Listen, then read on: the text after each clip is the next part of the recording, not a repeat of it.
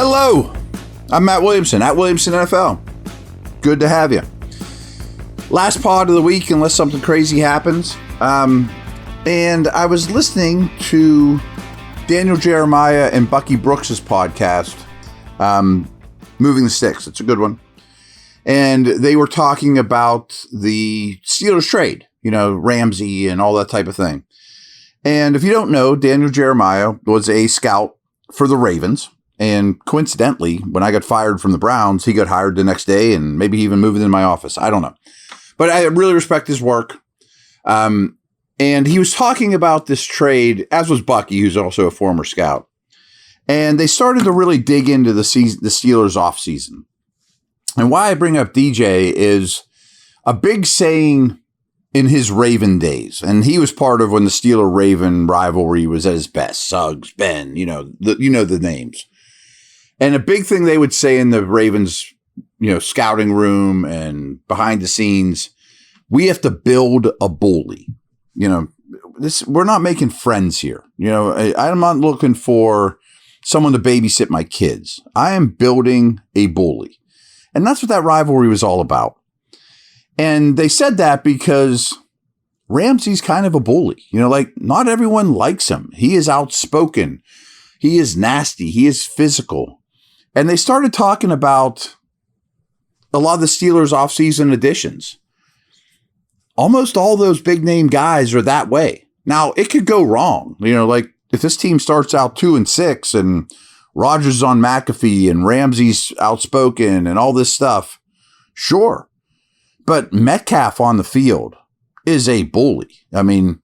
Slay has a ton of attitude. He actually was on The Drive, I host with Dale Lawley, and he calls in and, hey, this is Slay. What do you want? This attitude all day long. Ramsey, tons of attitude. Rodgers, tons of attitude, and with something to prove late in their career. These are guys that have had a lot of success. And where I'm going with this, too, is Tomlin was part of those build a bully Ravens Steelers rivalries as much, right in the heart of it, of course. And his greatest strength probably is dealing with big attitudes relating to players. So I just wanted to stress that I don't think it's an accident. We could talk about scheme and where they fit in the cap and future picks and all that good stuff. And I do. And stats. That I'll do all that stuff a lot. But sometimes it's just attitude. George Pickens running a route half speed. Well, Rodgers and Ramsey, and they already have it in Cam Hayward and others, are going to grab him by the face mask, and that doesn't fly around here. You know what I mean? I think some toughness, some attitude, some arrogance, some bulliness is clearly part of the offseason picture without mortgaging the future. You know what I mean? So, BetOnline is the world's most trusted betting platform and your number one source for all your sports betting action. With baseball season in full swing, BetOnline has more ways to stay in the action with latest odds, news, and scores, even live in-game betting while the games are being played. We keep the dog days of summer rolling with the largest selection of odds on everything, with updated odds on MLB, UFC, and boxing to tennis and NFL futures. BetOnline remains the best online source for all your sports wagering info. In between games, head over to the BetOnline casino with all the top Vegas-style games, including poker and live casino. BetOnline, the game starts here.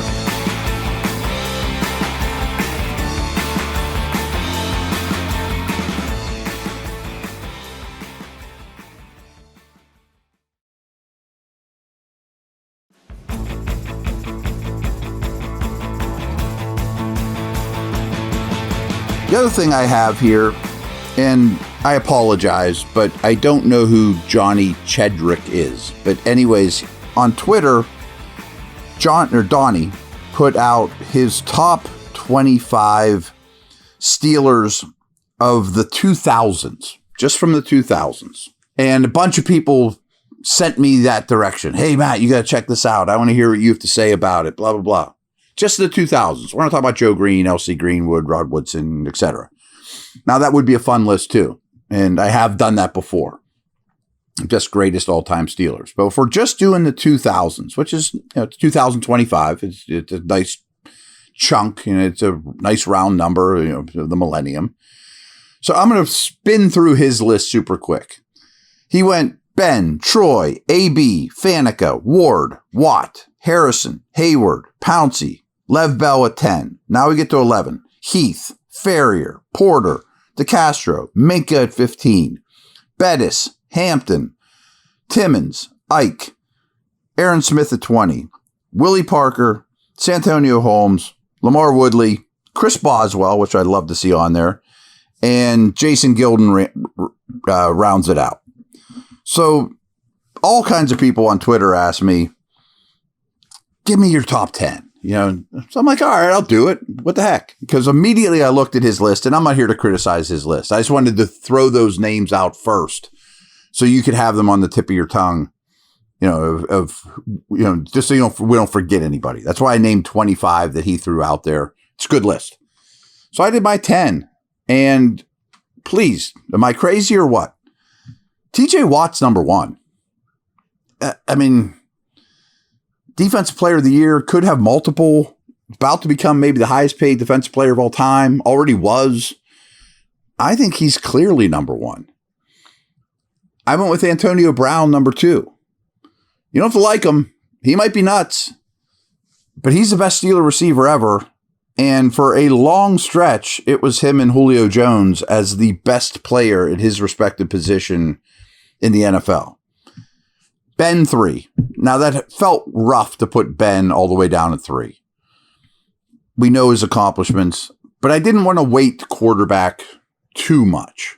Obviously, if you're starting a team, Ben. And he's phenomenal. But was he ever the best quarterback in the league? Probably not. He was always basically top 5, which is incredible. And all these guys are, to me, easy Hall of Famers, including Antonio Brown, by the way. And then this one hurt my soul a little bit too, but I put Paul Amalu at 4. And he didn't do anything to be, what's wrong with Troy? I don't know. One of these guys had to come in 4th of those top ones. I'm sure some of you are saying Antonio Brown should be 4, and I understand that.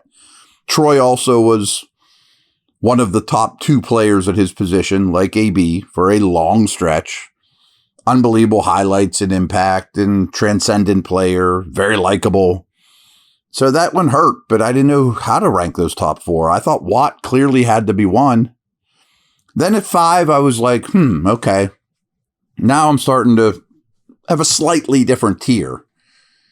Cam Hayward, long career, Walter Payton Man of the Year, playing better now than ever.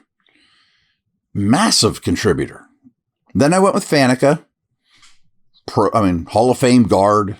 Much like the same conversation, coincidentally, it was him and Hutchinson were the best 2 guards in the league for a long stretch. Then I went with James Harrison, also a defensive player of the year. Didn't have a ton of longevity. But remember, him on his best days was a nightmare to play against. I don't know why this original list that I'm pillaging this from had Bettis so low.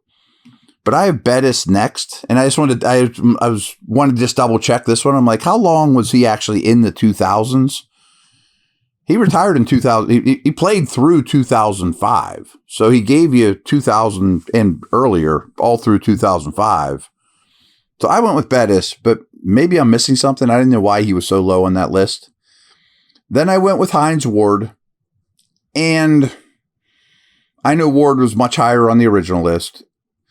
And I get criticized of being a Ward hater, which is the absolute wrong word. I adored Ward as a player, as a fan when I used to watch him. And I think he's a borderline Hall of Famer that will never get in. And I understand why he's so loved around here. But I just think guys like Cam and Faneca and Harrison are better at what they did. Then I had Pouncey. Rock solid leader. Elite center, big time player. So that was my top 10. And then my just missed were Lev Bell, who on his best day might have been a better football player than Jerome. I know that that's blasphemous. That's like saying AB's better than Swan. But realistically, Lev Bell was basically the best running back in the league for 2 or 3 years too.